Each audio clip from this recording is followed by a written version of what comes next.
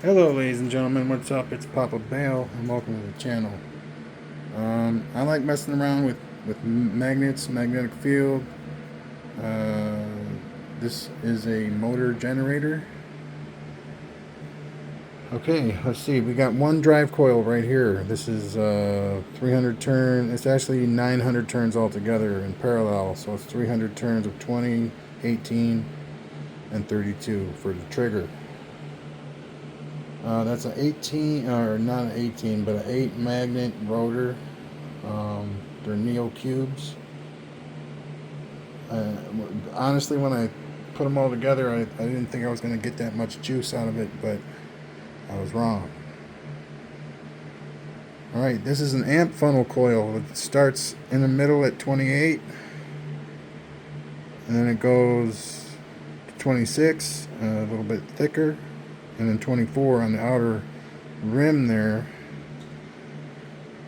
And it's an amp megaphone kind of thing. If you think of it as a cone, it starts small current wise and ends big. Now I know that the current is what do you call it, limited by the smallest strand or the thinnest strand, but there's a lot of benefit to having thicker wire. um, But this coil is on the generation side. I put 50 volts through this to run it as a drive coil, and we only got like 400 RPMs. But it did work. It worked very well. Just not as fast as I like. There's 32 gauge coil on the end there, and then this one's 24 and 32. It's a thin induction coil. See how many layers it has? But then it's very thin. Alright, so this coil on the end here is 32 gauge and 26 gauge. Alright, so there's our oscilloscope. Let me reset this.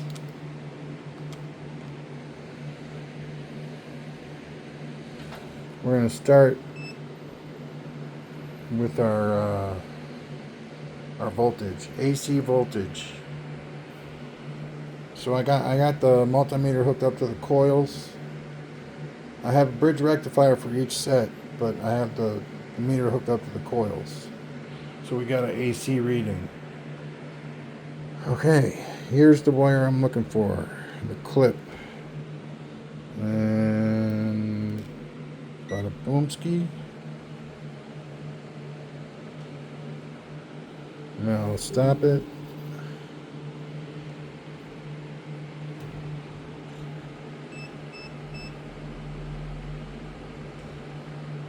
Now the coil, the drive coil is what's lighting the light. So all the amps and that go through the coil, the drive coil here,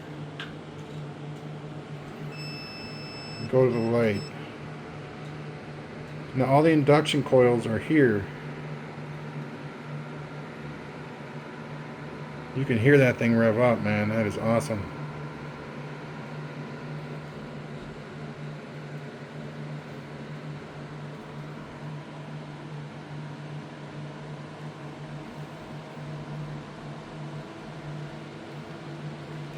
Alright, we're going to stop it. Our shaft is shaking, so we're going to stop it.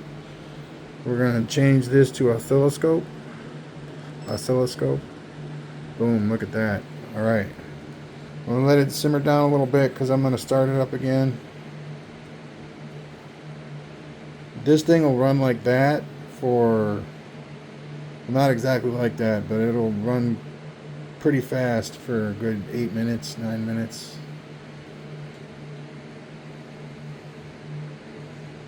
But it's constantly slowing down since there's no power going through it right now. It's more like a flywheel right now. A flywheel that can generate electricity with the magnets that's making it heavy.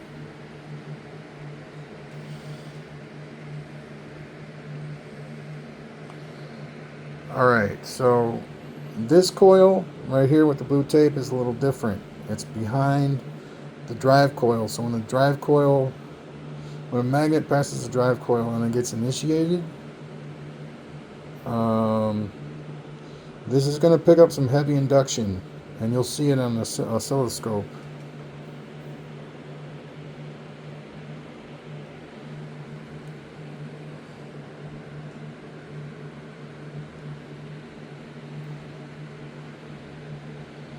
Alright, and you see how it's nice and smooth right there?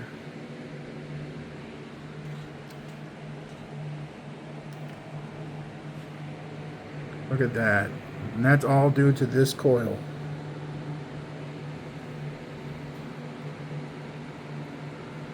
.500 peak to peak. But this will get going fast enough that that bottom spike will cut off. There it goes.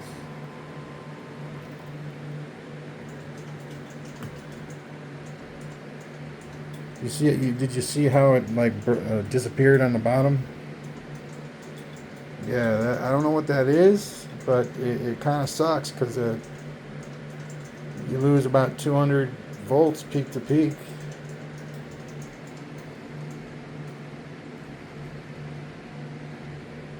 And that's awesome. Well, losing the voltage isn't awesome, but this setup here is pretty freaking cool. I mean, to isolate the difference in induction is, you know, win in and of itself. There are those of us who know, excuse me, I had to pick this up. There are those of us who know about this, and then there are those of us who will learn about this. This is the wave that's coming off of the magnets, from, you know, the magnets hitting each one of these 3 coils. It's a little far away to hit this coil unless it's going fast. So we know that the induction from this coil is coming from the drive coil.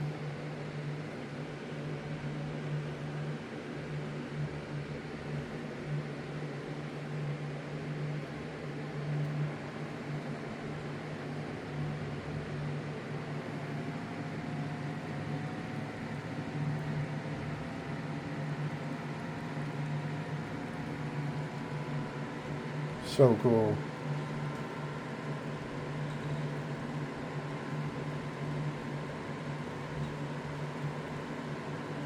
And then the light flickers and all the negative goes away.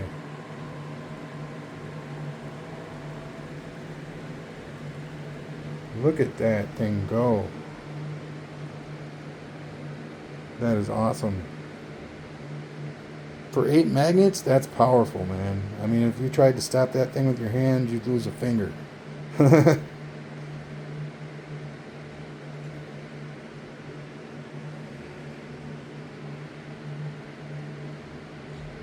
So I'd say it gets that right around 1200 RPMs, 1300 RPMs, and then the shaft starts to shake. And I got it as pretty much as centered as it's going to be. I'm not sure where it's probably just because it's a circle. And you know what they say about a perfect circle.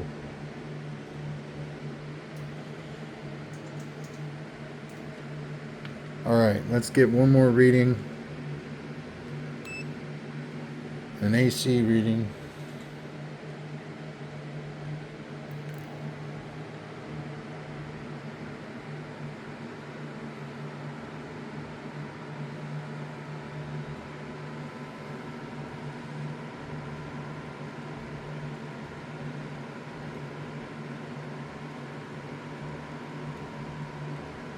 There's 100 volts.